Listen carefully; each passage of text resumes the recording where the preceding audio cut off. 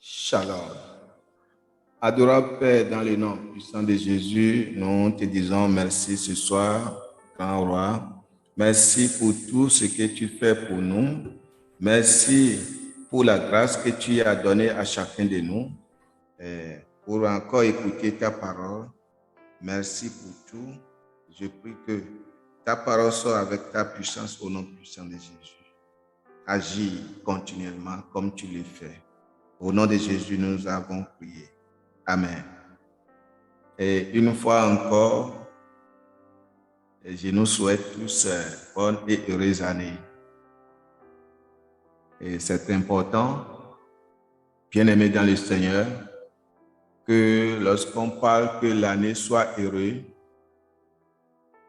pour chacun de nous, là, il est très important en tant qu'enfant de Dieu que nous-mêmes, nous changeons certaines choses, nous changeons certains caractères. C'est très important. Par exemple, la manière où nous avons vivre la vie, notre vie chrétienne, notre vie spirituelle l'année dernière. Nous ne devons pas, nous devons monter, nous devons aller au-delà. Donc, c'est très important. Comment nous avons travaillé pour Dieu l'année passée. Nous devons travailler plus cette nouvelle année. Comment nous avons respecté la parole de Dieu l'année passée. Nous devons respecter plus la parole de Dieu cette année. Oh, bien-aimé, comment tu as prié l'année passée? Cette année, tu dois prier plus. Pourquoi? Parce que Dieu a demandé de prier sans cesse. La prière, c'est une bonne chose. Et comme vous le savez, prier, bien-aimé, c'est communiquer avec Dieu. Vous voyez, c'est parler avec Dieu, c'est dialoguer avec Dieu. C'est très important, bien-aimé dans le Seigneur. C'est très important. Donc, quand on dit heureuse année, bonne année, bien-aimé dans le Seigneur, nous devons certainement regarder notre vie, examiner notre vie et maintenant dire l'année passée, qu'est-ce que j'ai fait de bon et qu'est-ce que je n'ai pas fait de bon dans la maison de Dieu et avec Dieu. Quelles sont les marches, quelles sont ces choses que j'ai faites qui ne glorifient pas le nom de l'Éternel. Je dois les délaisser. Donc, bien aimé, cela doit venir de ta décision. Tu dois prendre des décisions personnelles. Le changement, bien aimé, écoute, le changement, rien ne change dans notre vie si nous-mêmes, on ne change pas. Rien ne change. Mon changement dépend de mon changement pour le bonheur, pour l'évolution, pour avoir la grâce de Dieu, dépend de mon changement sur la parole de Dieu, dépend de combien la parole de Dieu m'a façonné, combien la parole de Dieu m'a changé, combien de fois je me suis imbibé dans la parole de Dieu. C'est très important. Imbibé, pas seulement, il faut être entièrement, c'est que le pratiquant de la parole, le pratiquant de la vérité. Vous voyez, nous devons avoir la haine, nous devons haïr ce qui est péché, ce qui ne glorifie pas Dieu. Nous devons haïr ces choses et mettre ces choses à l'écart. Et même des amis qui ne font pas des choses. Oui, ils sont vos amis, ils sont nos amis, mais à des moments donnés, leur vie ne glorifie pas Dieu. Bien-aimés, nous devons séparer de ces personnes. Nous devons séparer de ces genres de personnes. C'est très important. Et je crois que c'est en cela que lorsque Abraham, peut-être, je dirais qu'il est en train de prier quelque part et Dieu a vu sa misère, Dieu a vu vraiment ses difficultés. Maintenant, je suis dans le livre de Genèse chapitre 12, le premier verset, et la Bible nous a clairement dit là, Genèse 12, premier au 4e verset. Amen. La Bible nous a dit là, bien-aimé dans le Seigneur. Je vais nous lire. L'Éternel dit à Abraham, va-t'en de ton pays, de ta patrie et de la maison de ton père dans le pays que je te montrerai. Le verset 2. Je ferai de toi une grande nation et je te bénirai et je te rends ton pays, je te rends ton nom, je rendrai ton nom grand et tu seras une source de bénédiction. Alléluia. Bien-aimé dans le Seigneur, ça je suis maintenant verset 2. Il dit, Dieu lui dit, mais Abraham, tu es parmi tes parents, tu es parmi, tu es dans ta famille, voyez. Donc, il est temps de séparer. Bien-aimé, s'il n'y a pas séparé, nous devons séparer de certaines personnes, nous devons séparer de certaines choses. S'il n'y a pas séparation, bien-aimé, la bénédiction ne vient pas. S'il n'y a pas, c'est que la gloire de Dieu ne peut pas descendre. Parce que là où Abraham était, bien-aimé dans le Seigneur, il est dans la famille, il est à l'aise et il dépend des hommes. Il ne dépend plus de Dieu. Vous voyez, il dépend des hommes et il dit mon oncle est là, ma tante est là, etc. Alors que la grâce de Dieu dépasse dépasse la bénédiction de ta tante. La grâce de Dieu dépasse la bénédiction de ton oncle. La grâce de Dieu dépasse la bénédiction de ne sais pas de quiconque dans ta vie. La grâce de Dieu est immense. La grâce de Dieu est grande. La grâce de Dieu est fort, bien-aimé dans le Seigneur.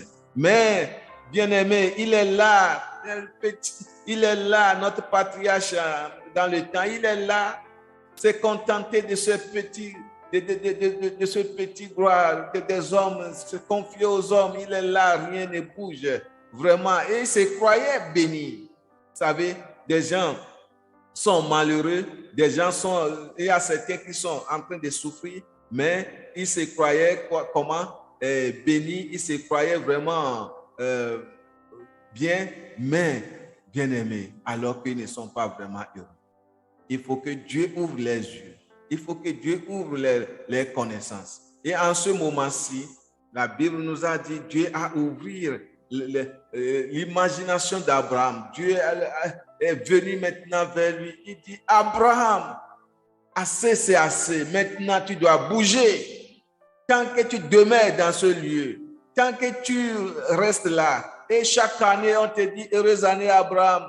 Chaque année, on te dit, heureuse année, Abraham. Et l'année est heureuse, mais peut-être on lui donne quelques dollars, on lui donne quelques centaines d'euros, et quelques mois plus tard, il va tout gaspiller, et il reste, le galet le frappe encore, il est là en train de regarder qui encore va m'aider, qui encore va m'aider. Non, bien-aimé dans le Seigneur, tu ne dois pas continuer de vivre ces gens de vie.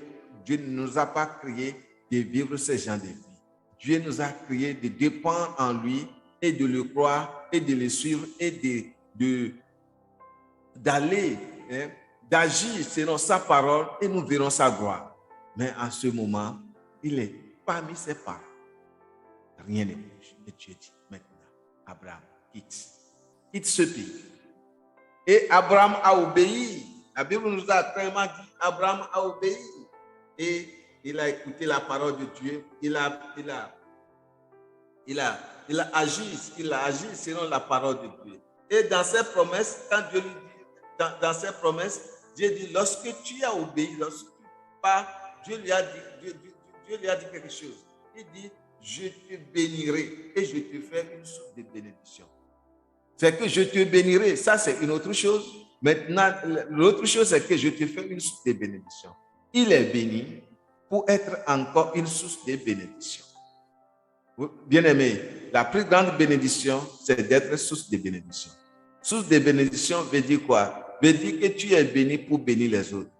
Tu es béni, tu es béni pour bénir l'œuvre de Dieu. Tu es béni pour bénir ceux-là qui souffrent. Tu es béni pour bénir ceux-là qui sont à l'hôpital. Tu es béni pour bénir les orphelins. Tu es béni pour bénir ceux-là qui n'ont plus l'argent pour continuer l'école. Tu es béni pour bénir ceux-là vraiment que Dieu a créé, vraiment qui souffrent d'une autre, qui souffrent n'importe comment. Tu es une source de bénédiction. Dès que le besoin apparaît, bien-aimé, et évidemment, c'est le besoin de Dieu. Lorsque le besoin apparaît, tu es là. Et c'est ce qu'il dit, je te ferai si tu obéis. La Bible dit, oui, Dieu, Abraham a continué, Abraham a obéi à cette parole. Le verset 3, et je bénirai celui qui te bénit et je maudirai celui qui te bénit. De telle sorte que ceux qui te bénissent, tu es béni, tu es une source de bénédiction. Alléluia. Tu es une source de bénédiction. Il dit, encore des gens continuent de te bénir, des gens continuent de te donner. Et on te donne même pas de raison. C'est que des gens t'aiment, c'est que la grâce est avec toi. Il vient seulement te bénir, te bénir, te bénir, te bénir, sans raison. Pourquoi? Parce que Dieu est là, Dieu regarde ton cœur. Dieu sait que lorsque cette finance, lorsque l'argent, lorsque ce travail tombera dans tes mains, mais si c'est toi qui es là, tout réussit. Si c'est toi qui es là, le royaume ne va pas souffrir. Si c'est toi qui es là, les frères et sœurs, lorsqu'ils auront besoin de quelque chose, tu viendras toujours en aide. Si c'est toi qui es là. Parce que pourquoi? Tu es une source de bénédiction. Tu es une source de bénédiction. Il dit, je bénirai encore ceux qui te bénissent. Maintenant, ceux-là qui vont hasarder, te maudits, seront bénis et seront maudits. Voyez? Donc, c'est très puissant, bien-aimé dans le Seigneur. Donc, je dis, ce n'est pas heureuse année, bonne année, ce n'est pas ça. Nous devons séparer de certaines choses. Et nous avons vu l'exemple ici que Abraham, pendant des années, heureuses années, dans les mêmes endroits, dans les heureuses années, qu'est-ce qu'il a été heureux dans sa vie? Qu'est-ce qu'il a été heureux? Voyez? Et quand l'heure a sonné, Dieu l'a visité, Dieu a dit, quittez. Dieu parle à travers ce message à quelqu'un à ce moment. Oui, quittez ce drogue, quittez cet ami qui ne vit pas la vie de Dieu. Cet ami-là qui ne vit pas la vie de Dieu, qui ne veut pas comprendre rien de Dieu, il faut le quitter. Dieu est en train de te parler, ma soeur. Il faut le quitter.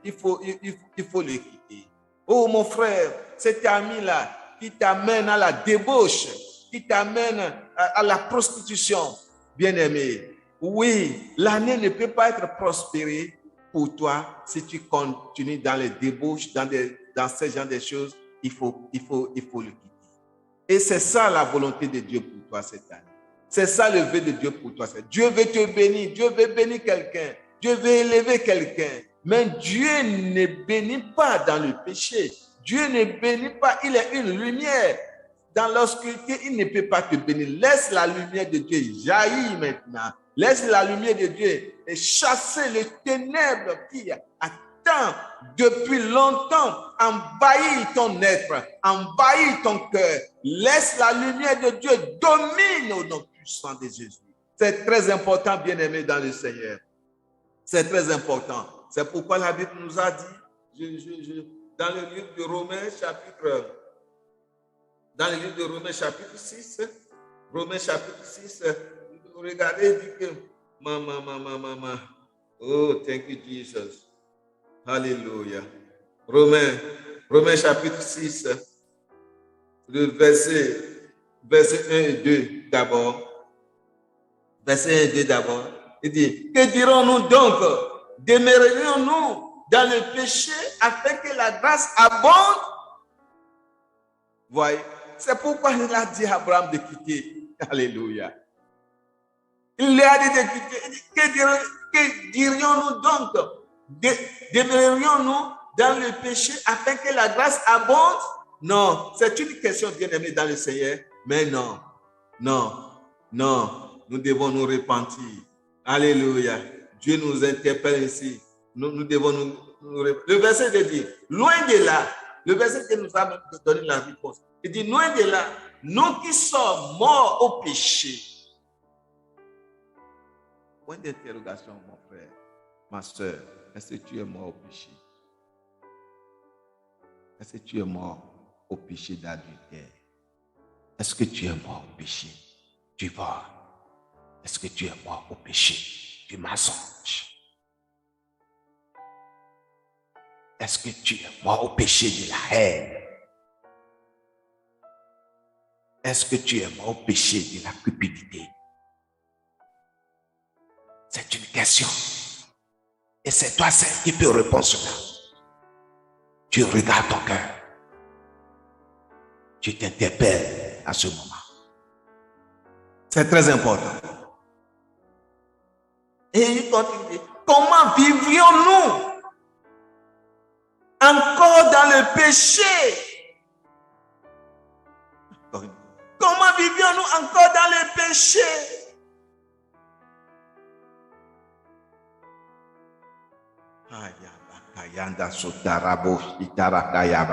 Alléluia. Glory to Jesus. Alléluia. Oh, bien-aimé dans le Seigneur. Bien-aimé dans le Seigneur.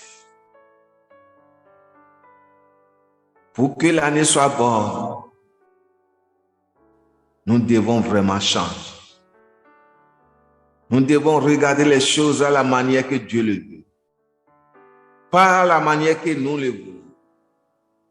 Si vous regardez les choses à la manière que vous les voulez, bien aimé, cela va vous rater. Donc c'est pourquoi Dieu est en train de nous interpeller, à ce moment sur ces sujets. Nous allons retourner dans notre livre de Genèse. Et lorsque Dieu a donné la vision à Abraham de quitter, bien-aimé, son amour, son cœur pour son neveu, Lot, a fait que il a dit, suivez-moi. Et il a aimé et Lot l'a suivi. Parce qu'il voit que vraiment, lui aussi, rien ne va. Ils sont membres de famille, mais la souffrance, tout ça là. Donc Dieu lui a parlé.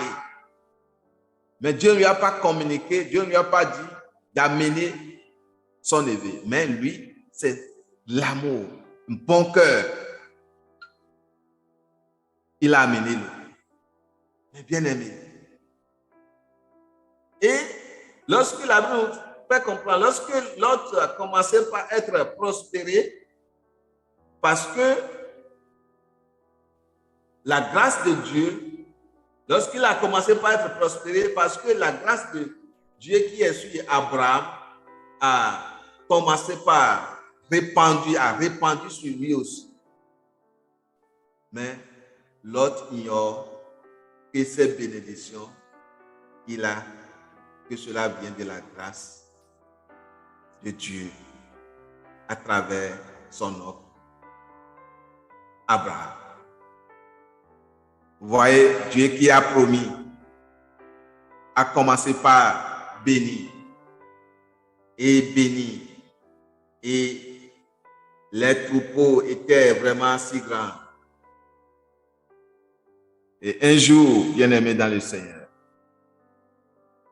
parce que les troupeaux étaient grands, la Bible dit que l'endroit, le champ où ils prennent soin de ces troupeaux avec les bergers est devenu maintenant insuffisant. Et par qui la querelle, par qui les disputes est arrivée? Par les ouvriers de Lot. Au lieu que Lot rentre dans sa sens et dit non, là où je suis aujourd'hui, si ce n'est pas que mon oncle m'a amené ici, je ne le serai pas. Tout ce que j'ai aujourd'hui, oui, Dieu m'a béni, mais je le dois à mon oncle. Lui n'a pas vu cela et l'orgueil est rentré dans son cœur. Et lui-même, il a commencé dans son cœur, il a commencé par disputer. Il est resté sur ses ouvriers, sur ceux-là qui travaillent pour lui. Bien-aimé dans le Seigneur, l'amour de Dieu,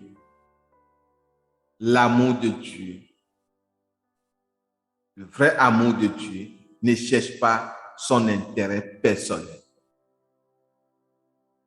Doit chercher l'intérêt de l'autre. L'amour de Dieu meurt pour l'autre. Et c'est cet amour que Christ a donné pour nous. C'est pourquoi il a mouru pour nous. C'est pourquoi il a donné sa vie pour nous. Et si vous n'avez pas cet amour, et à des moments donnés, vous allez rater la grâce de Dieu. Et ce qui s'est passé alors. D'abord, je vais nous lire dans Genèse chapitre 12, le verset 4, le verset 4. Abraham partit comme l'Éternel lui avait dit, et Lot partit avec lui. Abraham était âgé de 75 ans alors lorsqu'il sortit de Charan. Amen. Maintenant, je nous lis le chapitre 13, le verset 1er. Genèse 13, verset 1er. Il dit, Abraham remonta d'Égypte vers le midi, lui, sa femme et tout ce qui lui appartenait, et Lot avec lui. Vous voyez? Et Lot avec lui. Voilà ce qui s'est passé. Lot avec lui. Maintenant, Abraham était très, très riche. La Bible dit qu'ils étaient très, très riches. Abraham était très, très riche. Ils étaient vraiment riches et massivement riches. Maintenant, il y a querelle. Et qu'est-ce qui s'est passé? Bien-aimé dans le Seigneur, qu'est-ce qui s'est passé? Qu'est-ce qui s'est passé? Ce qui s'est passé, nous allons regarder. Maintenant, je vais nous lire le chapitre 13, le verset 7. Le verset 7. La Bible dit, il y eut querelle entre les bergers des troupeaux d'Abraham et les bergers des troupeaux de Lot. Les Canaaniens, les Périziens, les habitaient, les Canaaniens et les Périziens habitaient alors dans le pays. Le verset 8. Abraham dit à Lot, voilà ce qui s'est passé. Abraham dit à Lot, qu'il n'y ait point, je t'ai pris de dispute entre moi et toi, ni entre mes bergers et tes bergers, car nous sommes frères, bien-aimés. Quand on est frère, il n'y a pas de querelle. Quand on est famille, on ne se dispute pas. Parce que le dispute n'amène pas la bénédiction. Le dispute amène le diable. Le dispute amène la mort. Le dispute amène tout ce qui est. Ça amène la pauvreté. Et c'est la loi de Dieu. Et Abraham connaît cela. Si nous sommes frères. Quand on est frère, on ne se querelle pas. C'est pourquoi Dieu a dit, il faut faire la paix avec tout le monde. Rester dans la paix avec tout le monde. Comment, bien aimé dans le Seigneur, comment vous êtes des frères dans le même ministère, dans le même église et vous vous querellez. Et vous serez bénis comment? Vous avez le même père. Parfois, vous êtes dans le même foyer en tant qu'homme et femme, comme femme et mari. Et il y a des disputes, bien aimés. C'est un péché. Et que Dieu nous interpelle à se repentir. Dieu nous interpelle à regarder, revoyez votre copie, bien aimé. C'est très important. C'est très important. Très important. Revoyez cela. Mais Lot n'a pas regardé cela. Lot continue. Pourquoi? Parce que la chair a pris au-dessus de son esprit et il ne connaît. Et il veut aller au bout de la chair. Il veut accomplir les œuvres de la chair. Et dans les livres des Romains, la Bible dit que les œuvres de la chair, c'est la mort, c'est la destruction.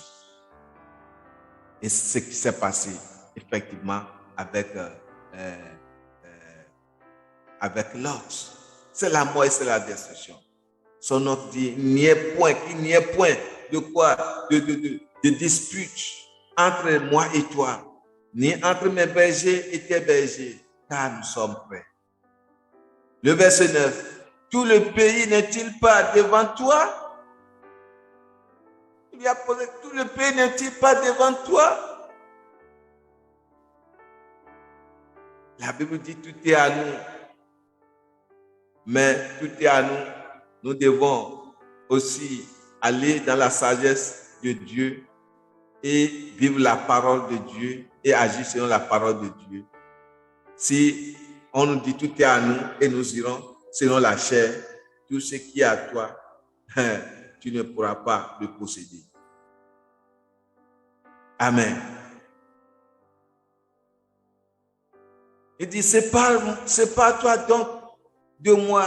Si tu vas à gauche, j'irai. À droite, si tu vas à droite, j'irai à gauche. Et Lot se leva les yeux et vit toute la plaine de Jourdain qui était entièrement arrosée avant que l'Éternel eût détruit Sodome et Gomorrhe. C'était jusqu'à Sor comme un jardin de l'Éternel, comme le pays d'Égypte. Bien-aimés dans le Seigneur,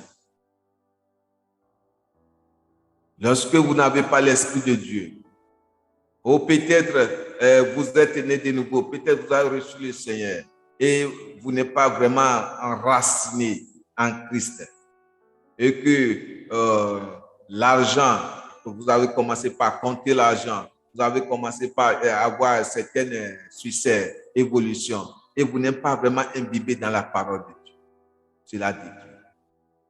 C'est pourquoi je nous conseille, quelle qu'en soit ton évolution financière, quelle qu'en soit ton évolution académique, quelle qu'en soit ton évolution sociale, allez, retourne-toi à la parole. Retourne-toi à la parole.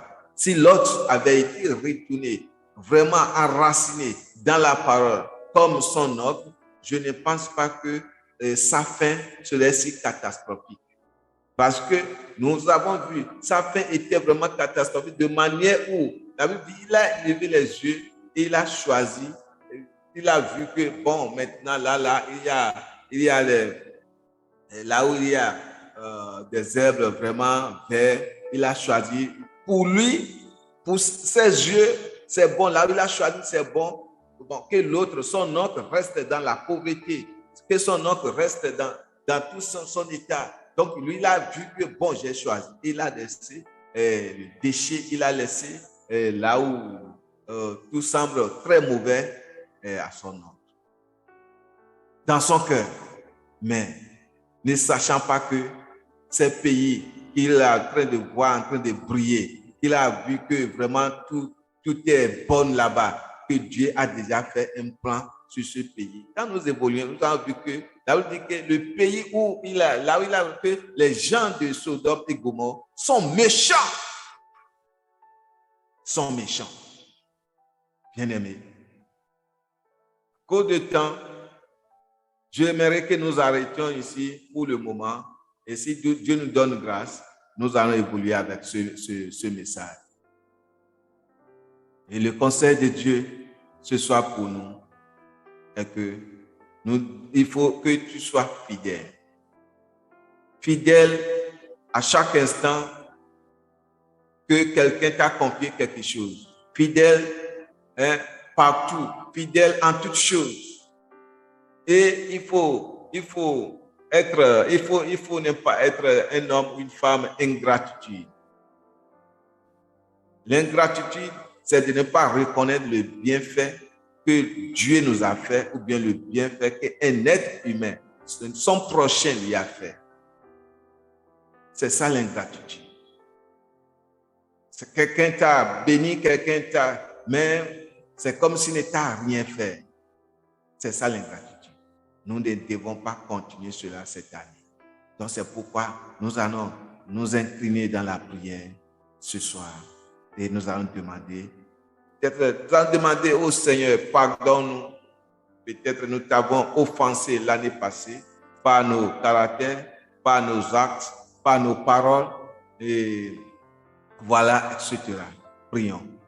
Oh Seigneur, dans le nom puissant de Jésus, je prie, Seigneur, pour moi-même, je prie pour les bien-aimés, tous ceux-là qui m'écoutent à présent, Seigneur. Oui, peut-être de manière, l'année passée, j'étais offensé à travers mes paroles, à travers mes actes. J'étais offensé Oh Seigneur, je demande pardon au nom puissant de Jésus. Je demande pardon. Seigneur, pardonne-moi de toutes ces offenses. Oh, peut-être je n'étais pas assez fidèle. Seigneur, je demande que l'esprit de fidélité maintenant, l'esprit de fidélité soit vraiment avec moi cette année 2023, au nom puissant de Jésus. Seigneur, je remets les bien-aimés, les frères et sœurs entre tes mains, n'importe où ils sont, que l'esprit de la parole maintenant soit avec eux, qu'ils s'imbibent, qu'ils cherchent la parole, qu'ils cherchent la vérité de la parole, au nom puissant de Jésus. Que la grâce de Dieu nous soit vraiment accordée, chacun de nous cette année, dans le nom puissant de Jésus, et que nous vivons selon ta volonté, et que nous ne vivons pas selon la chair, comme ce que l'autre a fait, que nous vivons comme vraiment des hommes et des femmes sages. Et au nom puissant de Jésus, nous avons. Amen. Et à très bientôt. Merci.